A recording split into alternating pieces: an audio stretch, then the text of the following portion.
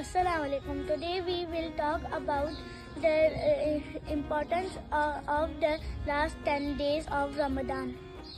The last 10 days of Ramadan are very special and important for Muslims. In these days, Muslims increase their prayers and ask Allah for forgiveness.